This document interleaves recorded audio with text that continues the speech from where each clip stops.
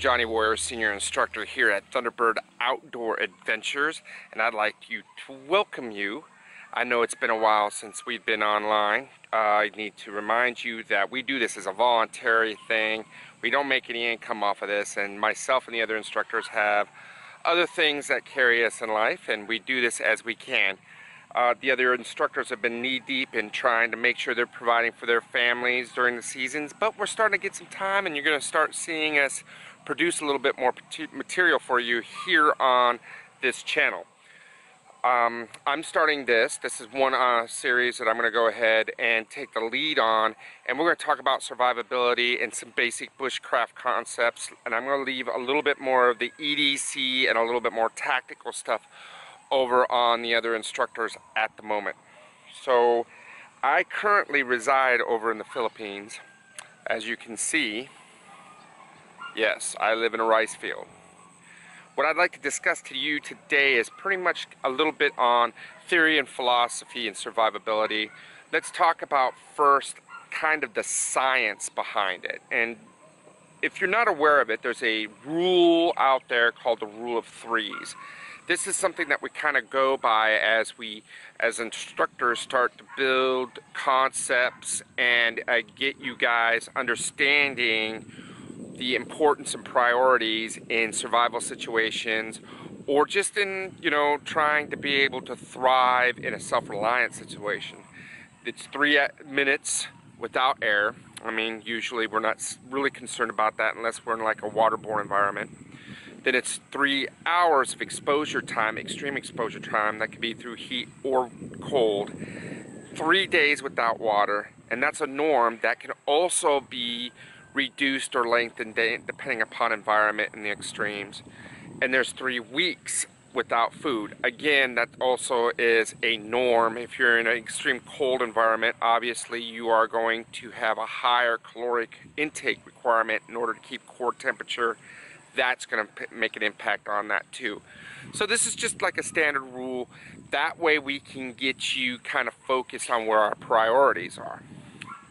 Having that discussion, we already know that, air is the most important, but if that's not a factor in the situation we are generally in, the first thing is exposure. And what does that entail? Exposure is one of those factors that can be obvious.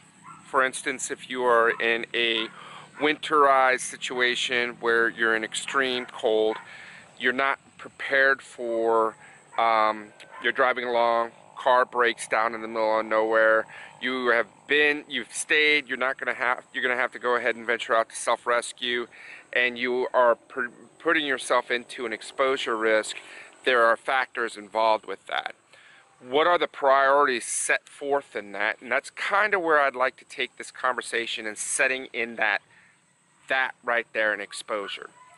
Here in the Philippines, as you're looking around, I'd like to show you this mountain range is the foothills of the Sierra Madre on the eastern side of the northern Luzon part of the island.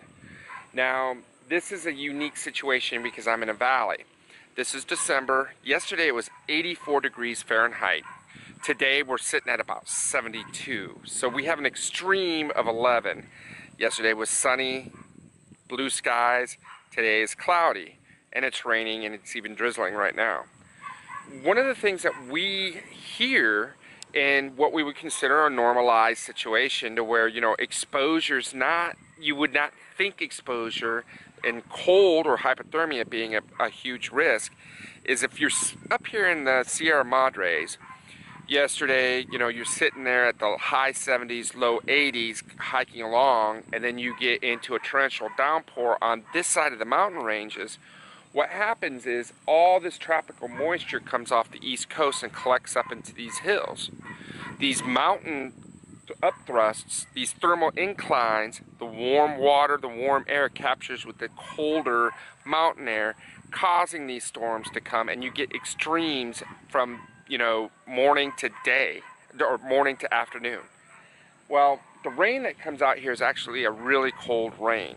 So even yesterday when it was 84 degrees, if I was walking around in t-shirt and shorts and didn't have the proper equipment or attire, and I was up on the trailheads up there, and the downpour comes, that cold rain can actually shock the system and it'll dump down into the low 70s, even the high 60s overnight. Now I'm talking about a situation where I'm in hypothermia. So there is where it lies, sheltering. Now what is sheltering? You know, when we talk about sheltering, we usually think about lean-tos or, you know, debris huts or something extreme. Sheltering here, well, sheltering anywhere, whether you're doing a prepared shelter as though it's planned and you're on a hike, or you're in a self-reliance situation or a survival situation where you're using a lean-to with reflector fire, you know, that is what your shelter contains. Part of that sheltering or environmental factor is your fire making ability too. So that encompasses a large part of other factors that play into your water, right, or hydration and your caloric intake. Building shelters, building fires will demand a higher caloric intake and demand, you know, usage of what hydration level you're currently in, putting you closer to dehydration. So you got to be smart about it, using things and having plans in play that uses the least, but making sure that you have the skill sets for those extreme ones like a bow drill, hand drill, you know, bamboo saw, etc. Always, those are skills that you should be practicing when you are in an ideal situation, and only use in an emergency situation when it is ultimately your last resource. You know, we're here in the next couple videos, we're going to go over fire kits, and I'm going to show you some of the aspects of fire kits that I produce and where I put into mine. But you know, my number one go-to is always a ferro rod. It never fails, or rarely fails. And you know, is it a sustainable source of fire making? No, because every time you scrape away something off the surface, it reduces the potential for it to, you know, it's not a continuous source. It has to be replaced at some point. It's just, you know, it has a high level of usage. I also happen to use flint and steel with char cloth as a primary source. I am not somebody who relies on lighters, but I do carry lighters. I've had more failures in making fire and using lighters than I have in any other source. Again, my number one is a ferro rod, and my number two would be flint and steel, and then I would use one of my other skill sets, and you know, or a backup in the right situations using a lighter. Cold and wet are not very lighter friendly. You know, that flint and that coarse steel wheel get wet, or it's very cold, and the butane or lighter fluid that's in your lighter does not want to gas off correctly. It's not sustainable. It's not a reliable fire starting. I do carry waterproof SOS matches. That is also a last resort, and I have several types of fuel types, and we'll go over that and I'll show you. Now, we'll also go over some of the structures that are ideal. Now, hopefully in most situations, if you are in a situation where you're in a survival mode, it's one that's at least semi-planned or spurred off of a planned event. For instance, you're backpacking and you get lost. Okay, if you've packed properly, you have most of what you need. You know, 70% of the equation's already answered there. You know, you're really factoring in your navigation and signaling at that point, but you should have sheltering, hydration, and at least a core aspect of how to attain food sources to take care of some of these rule of threes and prolong your survivability. Now, my situation is I am not a tent camper, I'm a hammock camper. So I use a Eno hammock that has a built-in bug net, and I use their ProFly. That is what I use as my sheltering system here. Even when it gets cold, I don't really have to worry about quilting. Generally, you don't have to use any type of thermal regulation, but I carry what I need in the form of a military whoopee, for those of that you know what that is, a bivy bag, and then I bring in a couple of the emergency thermal blankets as well if I need to.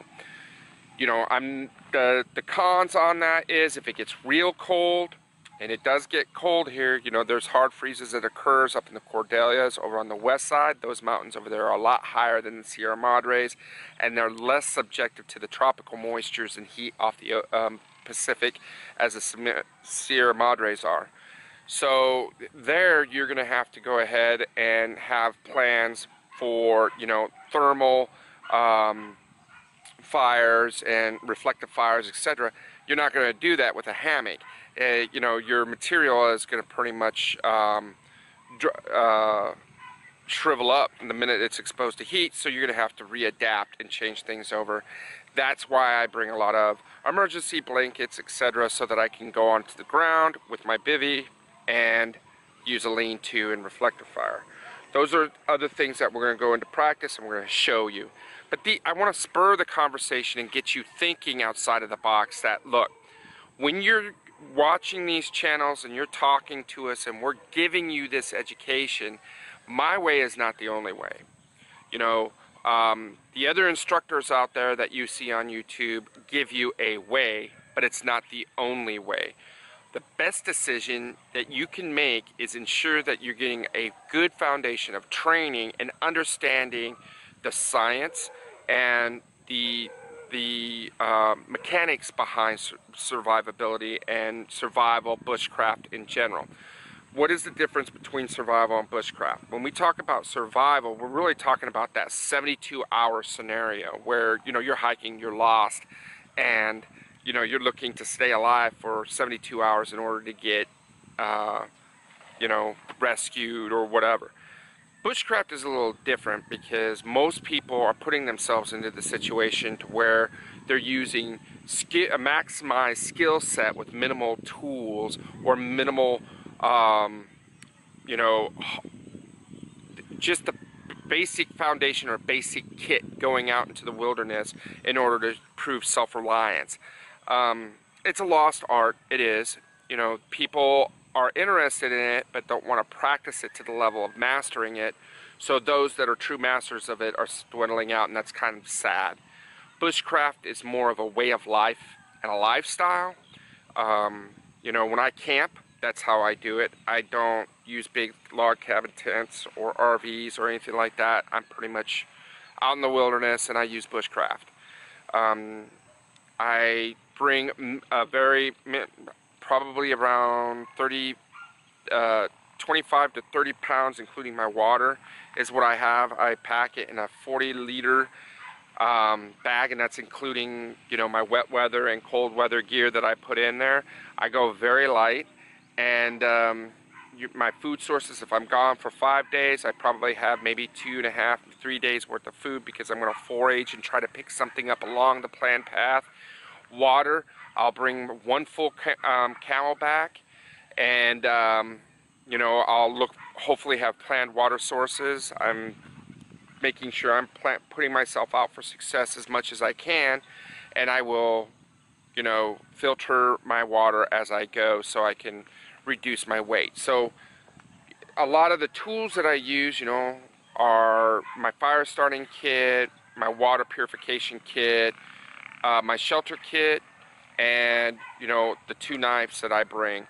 And we'll go over that. I'm going to break down my bushcraft kit for you.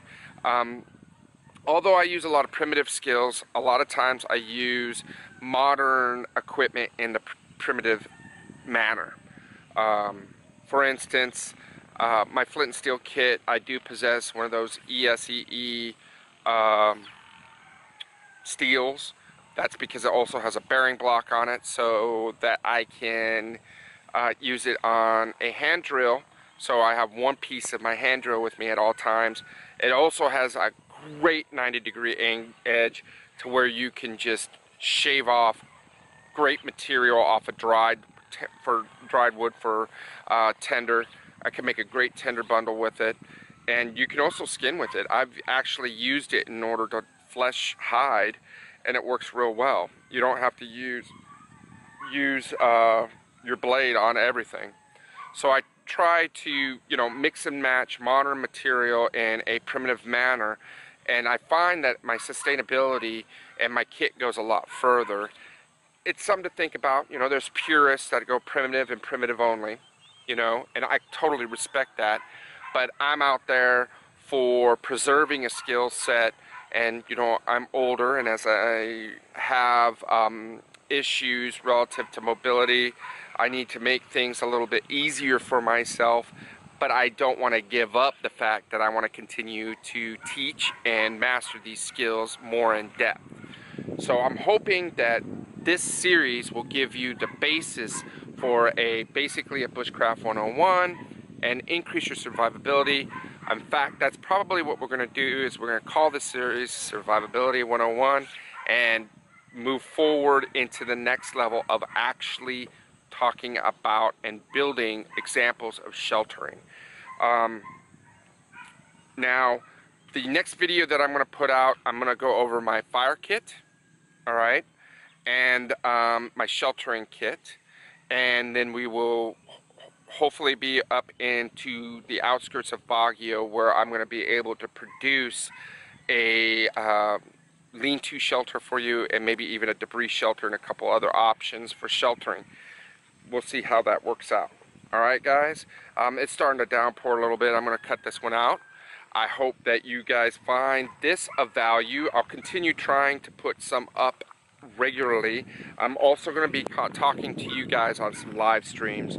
A lot of that live stream material is going to kind of focus on herbal medicine and foraging and edible herbs, but we can discuss anything you guys want to. So if you have questions relative to these training sessions that you want to discuss there, look for me on my live cast.